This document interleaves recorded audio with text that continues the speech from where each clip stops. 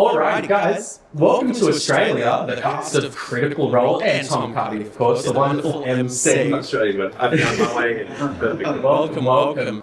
It's 10 years of Critical Role. You guys have been playing games around the table for millions of viewers, but it started out 10 years ago with just, 5,000 viewers, a stream, and a home game that you decided to put a camera to. How does it feel to be here now, millions of viewers later? We'll go down the line. Yeah, it's wild and unexpected. We never set out to do any of this, to play in amazing theaters like the ICCC. You got it. There's a lot of C's. Yeah. We just wanted to hang out with each other and play games, and we still get to do that. So every day is a pleasure and a joy to be part of this thing, and the fact that we have engaged so many people across the world and in other continents is just icing on the cake. It's the best. Fantastic. Matt? Same. Great. No, it's endlessly wild. We're still processing. Whenever we get close to finally processing the previous year's chaos, the next year just gets crazier, and we're like just playing catch up with the insanity of this whole journey. And part of the joy now is not just trying to ride the wave, but to bring new friends into the journey and engage with communities we haven't had a chance to around the world, which is what part of this year is about. And just grateful, man. I owe so much of my favorite people in life to sharing games together and telling stories together, and getting to see so many people take that torch and run with it and find their community through it too is in particular a very special part of this for me. Absolutely. Leah? I'm pretty sure this is a simulation, so I find myself mostly wondering what the containment unit or vat is like that houses my physical. And I keep looking for glitches. Laura Bailey looks very different today. Every once in a while something pops up, like the cat walking across the path. Super grateful. We pinch ourselves constantly. We just try to be worthy of it and keep up with it. And we get to meet incredible people and work with them. And also Tom. Yeah, that's a cool member of Critical Role. Just hanging out with these guys, that's what it's about. It must be incredible. I mean, you guys have sold out stadiums across the world, but now here in Australia, across the globe, as far away from LA as you can almost get. Mm-hmm. How does it feel to have all of these geeks, nerds, fans show up in droves and sell out Australian stadiums?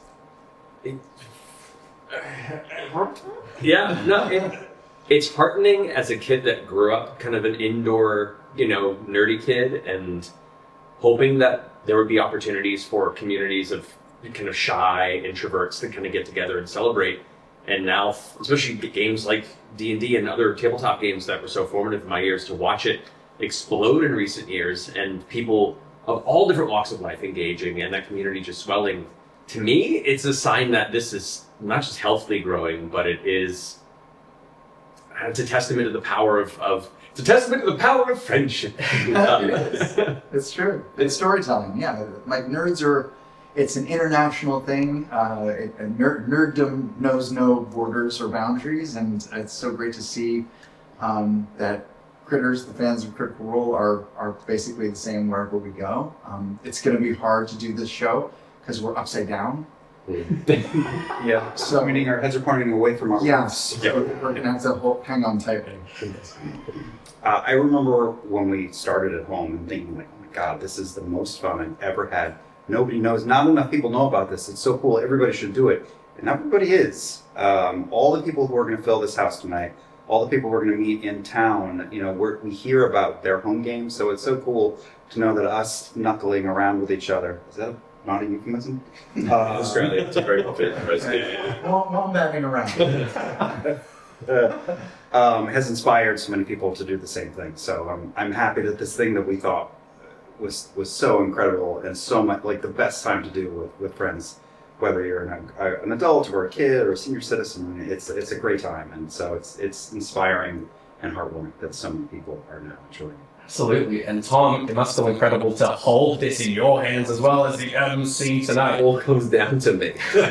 How does it feel being the conduit basically for Australia to Critical Role? It's so good, and I'm just so excited, mostly, for these guys to go out and see just how excited everyone is, but how thankful as well that they get to go to a giant space, and that these guys like come all the way from America and watch that, and seeing other people being like, I don't know, there's more of us. Look at us. We can take over the world. Let's attack Parliament. That's going in. That's going in. Tom Cardy, Insurrection. That's breaking news. That's breaking news. You mentioned the game as well, D&D. It just turned 50 years old, and over the last decade, it has had a huge meteoric rise. That is no doubt thanks to the success of Critical Role as well. How does it feel being such a huge part of that meteoric rise over the last decade?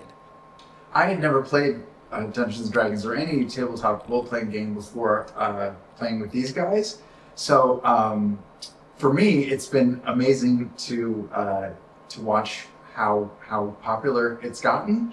I remember growing up, it was just sort of a niche hobby that, the losers played. Yeah, I'm one of them.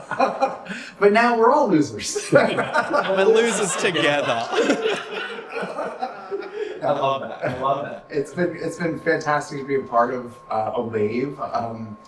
You never know when you're part of a movement. Sometimes you don't know it, and I guess we were part of this gaming movement that has been happening over the last decade, and it was. I guess looking back, it's an honor to be sort of part of the first wave of it. Absolutely. I remember a time growing up where a lot of my favorite game stores and a lot of the places where a community like this would congregate were withering away, like where this hobby was kind of starting to peter out. And I remember being concerned that something that was so special and so important to my joy was going to vanish. And so to watch it do the exact opposite and instead find this like new, still growing renaissance beyond even just D&D, like so many new game designers are rising up and so many people are expanding the community and expanding what it means to engage with storytelling.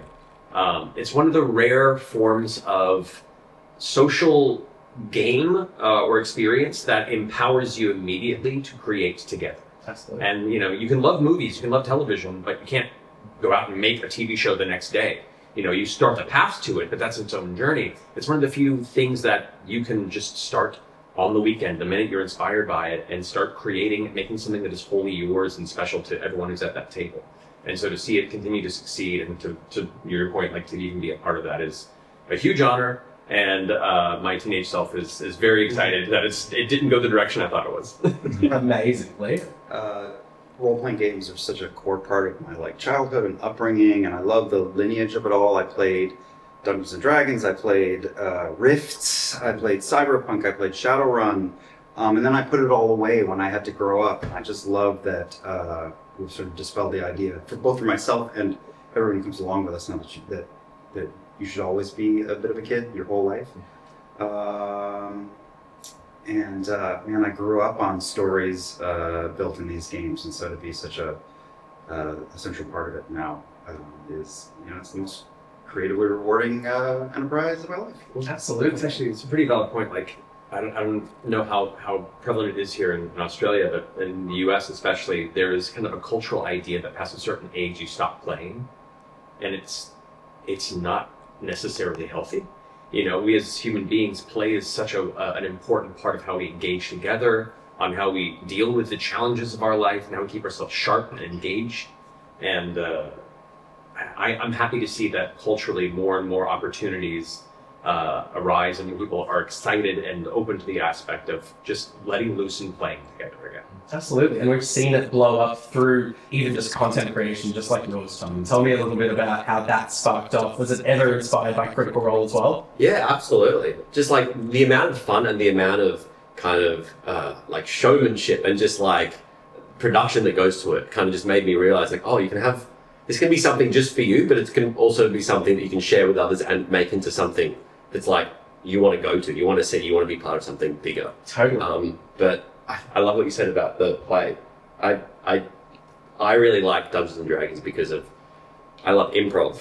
I like improvising. I find it so free to be silly and fun. And when I realized that Dungeons and Dragons had this improv aspect and role play, I was like, oh wow, you can go even deeper to this than without just doing one scene and having fun. It can be this part of your life. Absolutely. And to touch on that a little bit, I'm a bit in the know, but for maybe our audience who has no idea why a 50-year-old board game is selling out stadiums across the world and here in the ICC, in just a few words, why is this board game, this role-playing game, bringing so many people together? I'll kick off to harken back to some of our earlier statements. It is permission to joyfully play together. And what we've done, what other people in the space have done, is break through a lot of unearned assumptions about the game and show people that not only are role-playing games not that difficult to engage with, but they're some of the best fun you can have as an adult. It's a way to bond with friends. It's a way to bond with coworkers. It's a way to bond with family. And there's nothing quite like it because you're not being fed an experience. You are creating a whole cloth together. Those memories are yours. So I think it harkens to a very base human need to tell stories together. That's what we've done around the campfire since we barely had language, And so in a digital age that long has kind of pushed people further and further apart, especially with like the lockdown we've had in recent years. It is a way to kind of bridge that gap again and get people face to face, laughing and telling stories together. Yeah, for me, that's what it is. It's a friend maker. So if you're not friends and you play this game, there's a very good chance that you will be friends afterwards. And if you are friends, you become deeper friends because you're problem solving and making each other laugh and occasionally making each other a little misty-eyed and exploring stuff. And this world we're all hiding behind a smartphone or a computer screen and or alone in our cubicle at work or working remotely from home. This game is about putting those things away and just sort of like engaging with friends around the campfire, around some dice for 2 or 3 or sometimes 13 hours. It's true. That is a beautiful answers. Now, more into the nitty-gritty of Critical Role itself.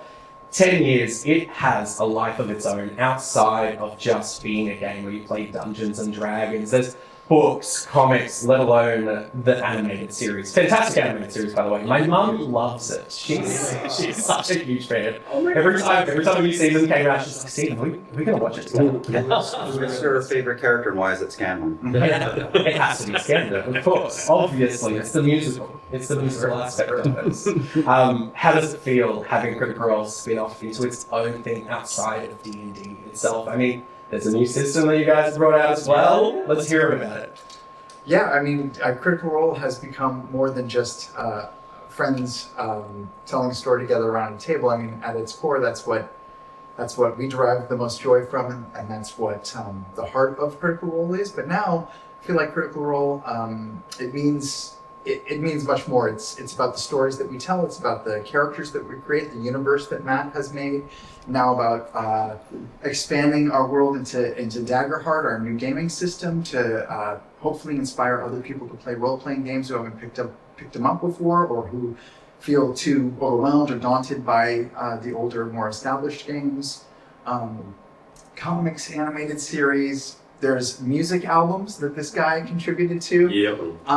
We have, the 8 of us, the founders of Critical Role, have really lucked out in that we get to sort of express our creativity in many different ways, and we follow our passions, and we hope that people enjoy what we make, but also that sort of we lead by example and show that there is a world out there where you can just sort of create what you wish and what you're passionate about, and hopefully make a living doing it. We've managed to do that, and it's been such a wild ride. And now to sell out this theater with 11,000 people or whatever, it's absolutely absurd. I also credit that partially to our sex appeal. Oh yeah. You're like looking at this couch is like the bad boys of role playing. Yeah. It's like, I think adding Tom tonight, it gets to potentially lethal. Yeah. There will be a body. It'll be too much to handle, too hot to handle.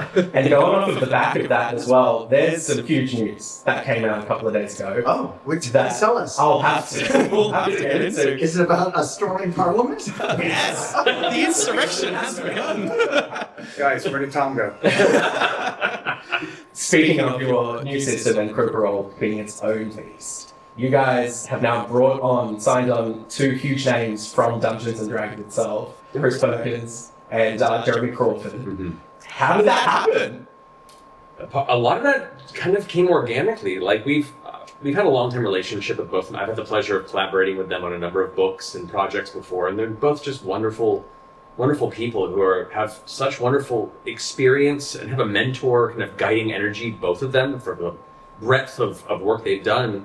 And there happened to be a moment where they had decided they wanted to move on to new endeavors, and we were in the process of engaging in new endeavors, and it was kind of like, hey, why don't we do this together? And so it was kind of like both sides unintentionally courting each other at the same time and going, oh, cool, we have the same idea, let's do it. So it was, a lot of it was just timing, coming together properly, and 2 sides who wanted to meaningfully collaborate on something larger and more long-term for a while, and having the capability of doing so. Yeah. So it's been very exciting.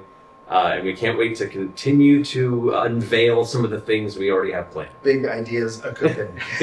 I love it. Can you give us a little hint of what Daggerheart or just Critical Role in general is going to look like with a little bit of Chris and Jeremy at the heart of it? We're figuring that out too right now. Look, Daggerheart has been such a labor of love, and it's just getting started. The feedback from the community has already been so overwhelmingly positive. And we're preparing for what the next step. We already had like a long plan for it. Them coming on board just adds another layer of guidance, mentorship, and perspective to something that is growing at this scale, which was kind of new to us in the publishing side of things. And they bring a whole wealth of creative ideas, and we'll have more to say in the future. But right now, we're cooking at a pace where we can't say too much. Yes, and they've just sort of added rocket fuel to it. So Yeah. That's great. I love that. I have to ask, what does the next 10 years of Critical Role look like? It doesn't look like you guys are going anywhere. This is here to stay, am I right? Reverse. It's not going to slow. It's going to look familiar and also probably not familiar. Like we're not going anywhere. The 8 founders aren't going anywhere. We intend to keep performing and making content, and making animated series and other hopefully feature films and television shows and video games and who knows what else. But we're also going to welcome in new friends into the fold. To help tell these stories, new friends like the ones you just reported on, and new friends like Tom, and new friends like folks you haven't met yet, to help sort of broaden the whole offering that we can share with the world, and help keep telling these stories with as much excitement and passion as the first 10 years. Yeah. I think we will look mostly the same, but just more and more makeup. Yeah. Yeah, we'll be like old Batman. Not anymore. I'm just looking for, like, we followed our noses and doing things that we've loved creatively the entire time. So look for us to just not be doing the same things, but to do new things. We're looking to work with new people and try new experiments and tell new and different stories. So we're just continuing the tradition of following our noses. That's beautiful. And one last question about Critical Role itself. You talk about new faces. Let's talk about the OG faces. You guys have all gone into business together years ago now. Do you still find time for friendship, for playing games together as well, hanging out, or is it just Critical Role? I've been waiting for them to call me to hang out. But I think, maybe, do you guys lose my number? Or It's in the mail. Yeah, I think I put it in wrong on my phone. Oh. Fix that. Critical Role is still our home game, even though there's all the pomp and circumstance around production and things like that. It is still kind of like a sacred space at the table, whether it be on stage tonight or back at our studio. Like, we look forward to that moment every week where, amongst the rest of the din and the chaos of the world around us, all that can kind of bleed away for a few hours, and we can just be friends at the table again. And like, keeping that sacred has been so important to this over 10 years. So we still play that together, but we, with a lot more responsibilities, we're all busy, and some of us have kids and families that are growing up, and it's like, we still try and, often as possible, make time to go out and get drinks together, or have a vacation together, or just like get together and hang out and watch finished episodes of animated series that we're excited to share before the world gets to see it and cheer it on over mimosas. So we do find ways to decompress. Like we'll grab dinner after work often and stuff like that, and then we just make it. There's so much going on. It's such a busy creative endeavor that we treat it as an important to-do task list to make sure that we shut off and go do something fun together. Yeah. And we're all going to climb the bridge, the Harvard Bridge together. So that'll be fun. And I hope we don't fall off. That was going to be my last question as well. You're here in sunny Sydney. We've turned on the lights for you. Other than climbing the iconic Sydney Harbour Bridge, what have you done? What do you want to do? I went to the Blue Mountains already. Yes, I was already pet a kangaroo and a wallaby and a wombat, and I've done a lot. I went to some great restaurants, and I feel like I've seen Australia. You did. You've done. I did the one thing I wanted to do more than anything, which was attend Luna Park midday when nobody else was there. It had that perfect kind of slightly terrifying nightmare vibe to it that I was hoping it would have. It was so fun. Love that. Yeah, a lot of great long walks in the area. I went to a vintage toy shop. Oh, very cool. So the quintessential Australian experience. And tomorrow we're going up. All this going up the ridge? I don't know. Hopefully no one's afraid of heights. Tom, what have you done? I'm just excited to try some of that Vegemite ideas. Oh, yes. Of course.